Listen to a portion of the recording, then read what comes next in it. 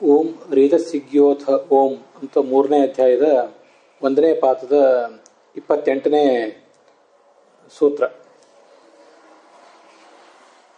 ಅದರ ಹಿನ್ನೆಲೆ ಏನು ಅನ್ನೋದನ್ನ ರಾಘವೇಂದ್ರ ಸ್ವಾಮಿಗಳು 32ನೇ ಗದ್ಯ ಭಾಗದಲ್ಲಿ ವರ್ಣಿಸ್ತಾರೆ. ಸೂತ್ರ ಭಾಷ್ಯದಲ್ಲೂ ಕೂಡ ಹೀಗೆ ಇದೆ. ಸ್ವರ್ಗಾದವಾಗತಶ್ಚಾಪಿ ಮಾತುರೇವ ಉದರಂ ವ್ರಜೇತ್ ಅಂತ ಹೀಗೊಂದು ಮಾತು ಕೇಳಿ ಬರ್ತದೆ. ಇದು ವೇದದ ಮಾತಲ್ಲ, ಯಾವುದೋ ಪುರಾಣದಲ್ಲಿರುವಂತಹ ಮಾತು. ಸ್ವರ್ಗದಿಂದ ಕೆಳಗೆ ಬಂದ ಮೇಲೆ ತಾಯಿ ಹೊಟ್ಟೆಗೆ ಹೋಗ್ತಾನೆ ಅಂತ ನೀವು ಹೇಳ್ತಿದ್ದೀರಿ. ಧಾನ್ಯದ ಮೂಲಕ ತಂದೆ ದೇಹಕ್ಕೆ ಬಂದು ಆ ತಂದೆ ದೇಹದಿಂದ ತಾಯಿ ಹೋಗ್ತಾನೆ ಅಂತ. ಆದರೆ ಈ ಸ್ಮೃತಿ ಹೇಳ್ತಾ ಇದೆ ಅವನು ತಾಯಿ ದೇಹಕ್ಕೆ ನೇರವಾಗಿ ಹೋಗ್ತಾನೆ ಅಂತ. ಇತ್ಯುಕ್ತೆ ತತ್ವಮಂಜರಿಯಲ್ಲಿ ಸ್ವರ್ಗಾತ್ ಅವರೂಢಸ್ಯಾಪಿ, ಸ್ವರ್ಗದಿಂದ ಅವನು ಕೆಳಗೆ ಬಂದ ಮೇಲೂ ಕೂಡ ಪಿತೃಪ್ರವೇಶಂ ವಿನೈವ, ತಾಯಿ ತಂದೆ ದೇಹದಲ್ಲಿ ಪ್ರವೇಶ ಮಾಡದೇನೆ ಮಾತ್ರ ಪ್ರವೇಶ. ಆ ಜೀವನಿಗೆ ತಂದೆ ದೇಹದಲ್ಲಿ ಪ್ರವೇಶ ಇಲ್ಲದೇನೆ ತಾಯಿ ದೇಹದಲ್ಲೇ ಪ್ರವೇಶ ಆಗ್ತದೆ ಅಂತ ಕೇಳಿ ಬರ್ತಾ ಇದೆ. ಆದ್ರಿಂದ ನೀವು ಹೇಳಿದ ಒಂದು ಪ್ರಕ್ರಿಯೆ ಅದೆಷ್ಟು ಸರಿ ಅಂತ ಪ್ರಶ್ನೆ, ಇತ್ಯಾಶಂಕೆ. ಅದಕ್ಕೆ ಉತ್ತರ ಕೊಡುವಾಗ ಯಾವತ್ತೂ ಕೂಡ ಅವನು ತಂದೆ ದೇಹದಿಂದಲೇ ತಾಯಿ ದೇಹಕ್ಕೆ ಬರ್ತಾನೆ, ನೇರವಾಗಿ ತಾಯಿ ದೇಹಕ್ಕೆ ಬರೋದಿಲ್ಲ ಅಂತನ್ನೋದನ್ನ ನಾವು ಸ್ಪಷ್ಟಪಡಿಸಬೇಕಾಗಿದೆ. ಅದಕ್ಕಾಗಿ ಈಗ ನಾವು ನೋಡ್ತಿರುವಂತಹ ಸೂತ್ರ ಹೊರಟಿದೆ. ರೇತಸಿಗ್ಯೋಗ ಅಂತಹ ಈ ಸೂತ್ರ ಹೊರಟಿದೆ. ಅಲ್ಲಿ ಸೂತ್ರ ಭಾಷ್ಯದಲ್ಲಿ ಯಯೇವ ಗೃಹೀ ಭವತಿ ಯೋವಾ ರೇತಸ್ಸಿಂಚತಿ ತಮೇವ ಅನುವಿಶತಿ ಇತಿ ಶ್ರುತಿ ಕಥಂ. ಸೂತ್ರ ಭಾಷ್ಯದಲ್ಲಿ ಸ್ವರ್ಗಾತ್ ಅವಾಗತಶ್ಚಾಪಿ ಮಾತುರೇವ ಉದರಂ ವ್ರಜೇತ್ ಅಂತ ಇತಿ ವಚನಾತ್ ಯಯೇವ ಗೃಹೀ ಭವತಿ ಯೋವಾ ರೇತಸ್ಸಿಂಚತಿ ತಮೇವ ಅನುವಿಶತಿ ಇತಿ ಶ್ರುತಿ ಕಥಂ. ಅಲ್ಲೇನಿದೆ, ಈ ಶ್ರುತಿಗೂ ಮತ್ತು ಸ್ಮೃತಿಗೂ ವಿರೋಧ ಅಂತ ಈಗ ಅಲ್ಲಿರೋ ಪ್ರಶ್ನೆ. ಶ್ರುತಿ ಹೇಳ್ತಿದೆ ಯಯೇವ ಗೃಹೀ ಭವತಿ ಅಂತ. ಅದು ಹೇಳ್ತಾ ಇದೆ ಈ ಯಾರು ರಿತಸೇಚನವನ್ನು ಮಾಡ್ತಾನೋ, ಅಂದ್ರೆ ತಾಯಿಯಲ್ಲಿ ಸ್ತ್ರೀಯಲ್ಲಿ ರಿತಸೇಚನವನ್ನು ಮಾಡ್ತಾನೋ ಅವನಲ್ಲೇ ಈ ಜೀವ ಪ್ರವೇಶ ಮಾಡ್ತಾನೆ ಅಂತ ಹೇಳ್ತಿದೆ ಶ್ರುತಿ. ಸ್ಮೃತಿ ಹೇಳ್ತಿದೆ ತಾಯಿ ಗರ್ಭವನ್ನೇ ಪ್ರವೇಶ ಮಾಡ್ತಾನೆ ಅಂತ.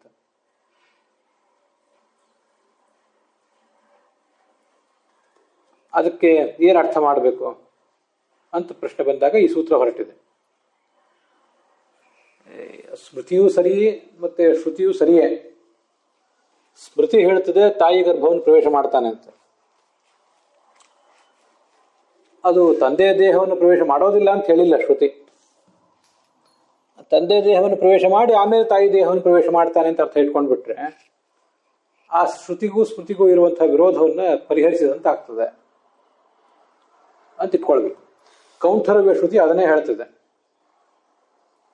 ಸೂತ್ರ ಭಾಷ್ಯದಲ್ಲಿ ಉದ್ಧೃತವಾದ ಕೌಂಠರವ್ಯ ಶ್ರುತಿ ಅದನ್ನೇ ಹೇಳ್ತದೆ. ತಥೋ ರೇತಸ್ಥಿತಮೇವ ಅನುಪ್ರವಿಶ್ಯ ಅಥ ಮಾತರಂ ಅಥ ಪ್ರಸೂಯತೆ ಸ ಕರ್ಮ ಕುರುತೆ ಇದು ಕೌಂಠರವ್ಯ ಶ್ರುತೇ. ಮೊದಲು ರೇತಸ್ಸೇಕವನ್ನು ಮಾಡುವಂತಹ ಗರ್ಭಾಧಾನವನ್ನು ಮಾಡುವಂತಹ ತಂದೆಯ ದೇಹಕ್ಕೆ ಬರ್ತಾನೆ ಜೀವ. ಆ ಬಳಿಕ ತಾಯಿ ದೇಹಕ್ಕೆ ಅಥ ಪ್ರಸೂಯತೆ ಮುಂದೆ ಹುಟ್ಟುತ್ತಾನೆ. ಈ ಥರ ಹುಟ್ಟಿದಾದ ಮೇಲೆ ಮುಂದೆ ಹುಟ್ಟಿ ಕರ್ಮಗಳನ್ನು ಮಾಡ್ತಾನೆ. ಈ ಜೀವನ ತನ್ನ ಸಂಸಾರವನ್ನು ಅವನು ನಡೆಸ್ತಾನೆ ಅಂತ ಅದರ ತಾತ್ಪರ್ಯ. ಹೀಗಿರೋದ್ರಿಂದ ಪಿತರಮೇವ ಪ್ರಥಮತೋ ವಿಶತಿ, ತಂದೆ ದೇಹವನ್ನೇ ಅವನು ಮೊದಲು ಪ್ರವೇಶ ಮಾಡೋದು. ಆ ಸ್ವರ್ಗಾದವಾಗತಶ್ಚಾಪಿ ಅನ್ನೋ ಸ್ಮೃತಿ ಏನನ್ನು ಹೇಳ್ತದೆ, ಅದು ತಾಯಿ ದೇಹವನ್ನು ಪ್ರವೇಶ ಮಾಡ್ತಾನೆ ಅಂತ ಹೇಳ್ತದೆ. ತಾಯಿ ದೇಹವನ್ನು ಪ್ರವೇಶ ಮಾಡೋದು ಆಮೇಲೂ ಕೂಡ ಆಗಬಹುದಲ್ಲ, ಅದು ಹೀಗೆ ಆಗ್ಬೇಕಂತ ಏನಿಲ್ಲ. ತಂದೆಯ ದೇಹವನ್ನು ಪ್ರವೇಶ ಮಾಡದೆ ತಾಯಿ ದೇಹವನ್ನು ಪ್ರವೇಶ ಮಾಡ್ತಾನೆ ಅಂತ ಹೇಳಿಲ್ಲ ಆ ಸ್ಮೃತಿ. ಆದ್ರಿಂದ ಅವೆರಡಕ್ಕೂ ಹೊಂದಾಣಿಕೆ ಮಾಡಬೇಕು ಅಂತ ಅದರ ಅರ್ಥ. ರೇತಸಿಗ್ಯೋಗ, ರೇತಃ ಅಂದ್ರೆ ವೀರ್ಯ, ಅದರ ಸೇಕ ಅಂದ್ರೆ ಅದನ್ನು ಸಿಂಪರಣೆ ಮಾಡುವಂಥವನು, ಅದನ್ನು ಸ್ತ್ರೀಯ ಗರ್ಭದಲ್ಲಿ ಹಾಕುವವನು ಅಂತ ಅರ್ಥ. ರೇತಸ್ಸಿಕ್ ಅಂದರೆ ರೇತಸ್ಸಿಕ್ ಅನ್ನೋ ಶಬ್ದದಿಂದ ಪಿತೃ ಅಂತ ಅರ್ಥ ಇಟ್ಕೋಬೇಕು. ಆ ಪಿತೃವನ್ನಲ್ಲೇ ಇವನು ಪ್ರವೇಶ ಮಾಡ್ತಾನೆ, ಆ ಬಳಿಕ ತಾಯಿಯ ದೇಹವನ್ನು ಪ್ರವೇಶ ಮಾಡ್ತಾನೆ ಅಂತ ಅದರ ಅರ್ಥ. ಅಥ ಅಂತ ಸೂತ್ರದಲ್ಲಿದೆ, ಅಥ ಅನ್ನೋ ಸೂತ್ರಕ್ಕೆ ಆಮೇಲೆ ತಾಯಿ ದೇಹದಲ್ಲಿ ಅಂತ ಅದರ ಅರ್ಥ.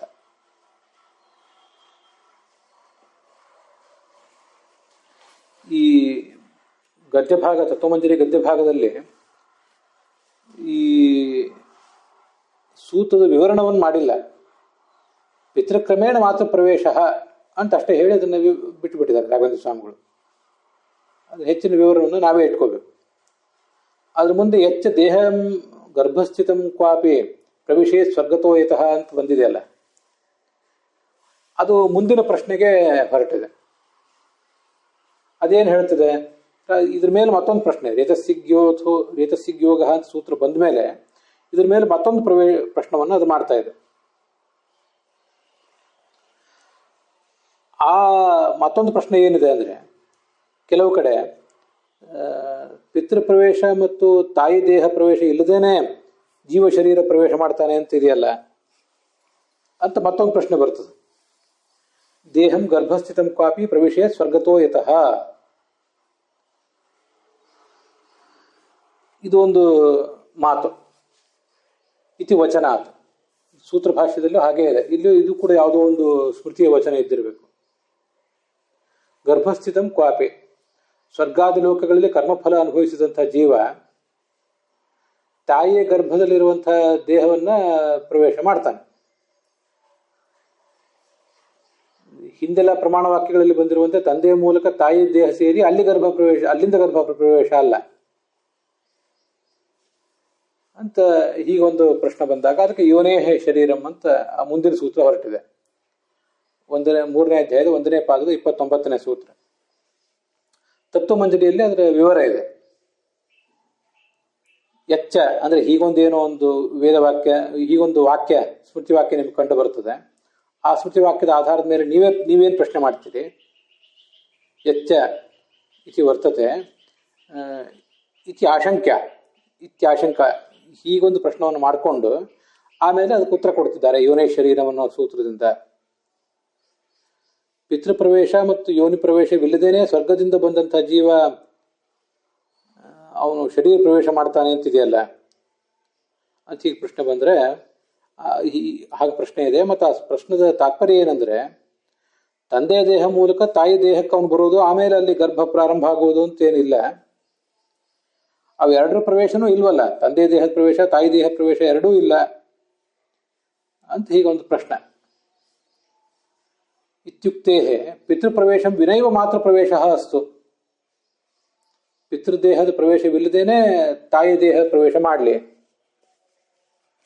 ಅದು ಆಸ್ತಿಕಾದೋ ದರ್ಶನ ಅಂತ ಅದನ್ನ ಕೊಟ್ಟಿದ್ದಾರೆ.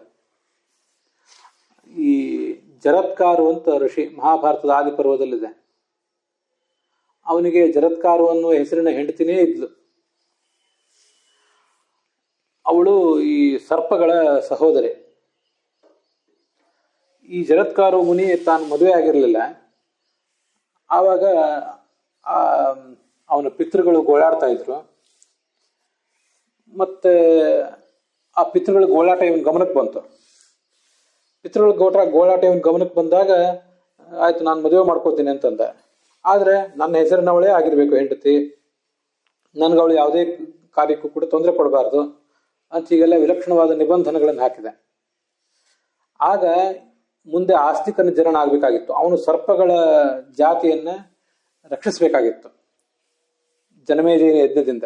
ಅದಕ್ಕಾಗಿ ಈ ಸರ್ಪಗಳೆಲ್ಲ ಸೇರಿ ತಮ್ಮ ತಂಗಿ ಜರತ್ಕಾರವನ್ನು ಅವನಿಗೆ ಮದುವೆ ಮಾಡಿಕೊಟ್ರು. ಅವಳು ಅವನು ಸೇವಾ ಮಾಡ್ತಿದ್ಲು.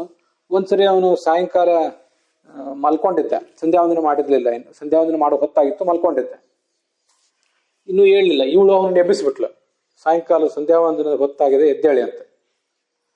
ಆವಾಗ ಅವನು, ನೀನು ನನಗೆ ಯಾವುದೇ ರೀತಿಯ ತೊಂದರೆ ಕೊಡಬಾರದು ಅಂತ ನಿಬಂಧನೆ ಹಾಕಿದ್ದೆ, ನಿನಗೆ ತೊಂದರೆ ಕೊಟ್ಟಿದೆ, ಆದ್ರಿಂದ ನಾನು ನಿನ್ನ ಬಿಟ್ಟು ಹೋಗ್ಬಿಡ್ತೇನೆ ಅಂತ ಬಿಟ್ಟು ಹೊರಟ.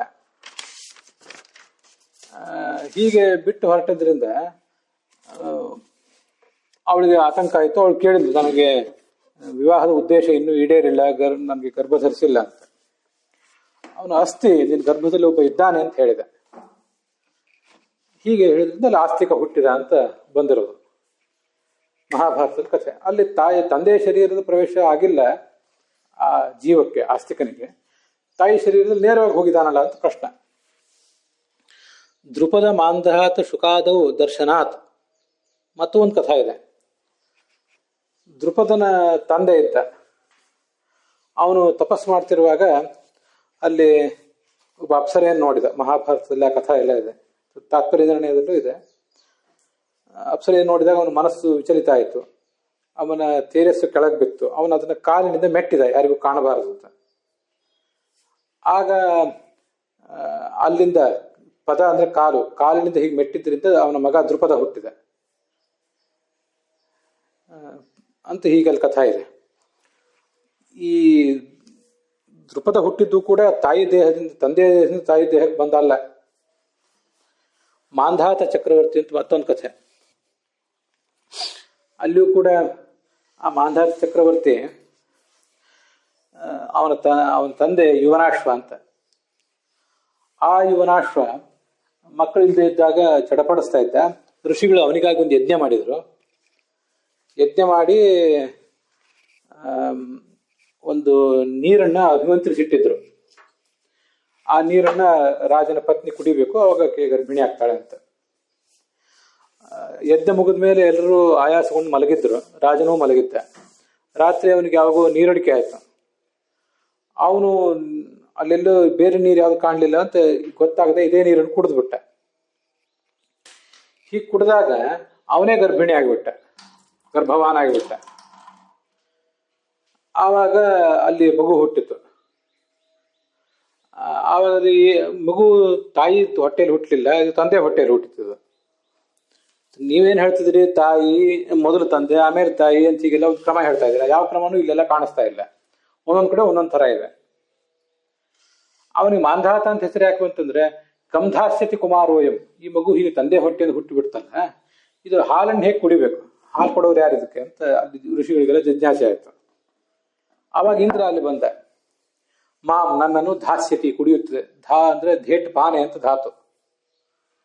ನನ್ನ ಶರೀರ, ನನ್ನ ತೋರ್ಬೆರಳಿನಿಂದ ಬರುವ ಅಮೃತವನ್ನೇ ಈ ಮಗು ಕುಡಿತದೆ ಅಂತ ಹೇಳಿ ಅದಕ್ಕೆ ಅಮೃತವನ್ನು ಕುಡಿಸಿ ಅದನ್ನು ಬೆಳೆಸಿದ ಅಂತ ಕಥೆ ಇರೋದು. ಹೀಗೆ ಮಾಂಧಾತನು ಕೂಡ ತಂದೆ ದೇಹದಿಂದ ಬಂದು ತಾಯಿ ದೇಹಕ್ಕೆ ಬಂದು ಆಮೇಲೆ ಹುಟ್ಟಲಿಲ್ಲ. ಶುಕ ಅಂತನೂ ಗೊತ್ತಿದ್ದೇ ಇದೆ. ಪುರಾಣ ಹೇಳುವಂತೆ ವೇದವ್ಯಾಸರ ಮನಸ್ಸು ವಿಚಲಿತ ಆಯಿತು ಅಪ್ಸರೆಯನ್ನು ನೋಡಿ. ಅವಳು ಶುಕರೂಪದ ಅಪ್ಸರೆ ಆಗಿದ್ದು. ಅಲ್ಲಿಂದ ಹುಟ್ಟಿದವನೇ, ಅವರ ಮನಸ್ಸು ವಿಚಲಿತ ಆದಾಗ ಅಲ್ಲಿ ಹುಟ್ಟಿದವನೇ ಈ ಶುಕಾಚಾರ್ಯ ಅಂತ. ಅಲ್ಲೂ ತಂದೆಯಿಂದ ತಾಯಿ ದೇಹಕ್ಕೆ ಪ್ರವೇಶ ಇಲ್ಲ. ದ್ರುಪದ ಮಾಂಧಾತು ಶುಕಾದೋ ದರ್ಶನಾತ್, ಆಸ್ತಿಕರಲ್ಲಿ ಕಂಡಿದೆ, ಇವರು ಮೂವರಲ್ಲಿ ಕಂಡಿದೆ. ಆದ್ರಿಂದ ಮಾತೃ ಪ್ರವೇಶ ವ್ಯರ್ಥ. ತಾಯಿ ದೇಹದಲ್ಲಿ ಅವನು ಬರಬೇಕು ಅಂತ ಒಂದು ವರ್ಣನೆ ವ್ಯರ್ಥ ಇದು ಇತ್ಯಾಶಂಕೆ. ಹೀಗೊಂದು ಪ್ರಶ್ನೆ ಮಾಡಿಕೊಂಡು ಕರ್ಮಿಣಾಂ ಪಿತೃಕ್ರಮೇಣ ಯೋನಿದ್ವಾರ ಮಾತೃ ಪ್ರವೇಶ. ಕರ್ಮ, ಪ್ರಾರಬ್ಧ ಕರ್ಮ ಉಳ್ಳಂತಹ, ಋಣವುಳ್ಳಂತಹ ಎಲ್ಲ ಜೀವರು ಕೂಡ ತಂದೆಯ ಮೂಲಕ ತಾಯಿ ದೇಹಕ್ಕೆ ಬಂದು ಯೋನಿದ್ವಾರ, ತಾಯಿಯ ಯೋನಿಯ ಮೂಲಕ ಗರ್ಭವನ್ನು ತಾಯಿ ದೇಹದಲ್ಲಿ ಬೆಳಿತಾನೆ ಅಂತ ಈ ಸೂತ್ರ ಹೇಳ್ತಾ ಇದೆ. ಆದ್ರಿಂದ ಇಲ್ಲಿ ಒಂದ್ 2-3 ಉದಾಹರಣೆಗಳೇನು ಬಂದಿವೆ, ಇವೆಲ್ಲ ಅಪವಾದ ಅಂತ ತಿಳ್ಕೊಳ್ಬೇಕು. ಅವನು ಮುಂದೆ ಹೇಳ್ತಾರೆ ಮುಂದಿನ ಭಾಗದಲ್ಲಿ.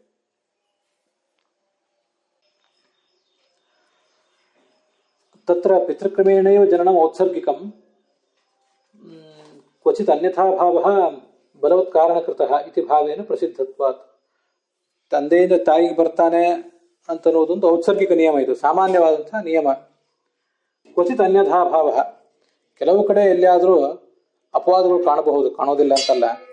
ಅದಕ್ಕೆ ಬೇರೆ ಕಾರಣಗಳಿರ್ತವೆ, ಬಲವತ್ತಾದಂತಹ ಬೇರೆ ಕಾರಣಗಳಿರ್ತವೆ. ಇತಿ ಭಾವೇನ, ಹೀಗೊಂದು ಅಭಿಪ್ರಾಯವನ್ನು ಇಟ್ಕೊಂಡು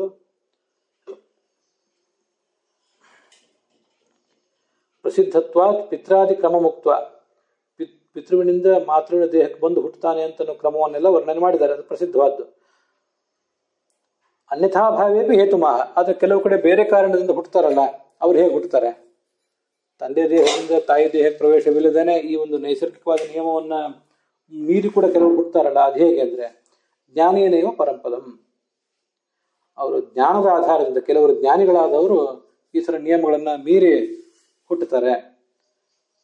ಅಜ್ಞಾನಿಗಳಿಗೆ, ಸಾಮಾನ್ಯರಿಗೆ ನೈಸರ್ಗಿಕವಾದ ನಿಯಮವೇ, ಸಾಮಾನ್ಯರು ಅಲ್ಲದೇ ಇದ್ದವರಿಗೆ ಒಂದು ವಿಶೇಷವಾದಂಥ ನಿಯಮ ಇರ್ತದೆ ಅಂತ ಅದರ ತಾತ್ಪರ್ಯ. ಅಲ್ಲಿಗೆ ಈ ಭಾಗ ಸಮಾಪ್ತವಾಗಿದೆ.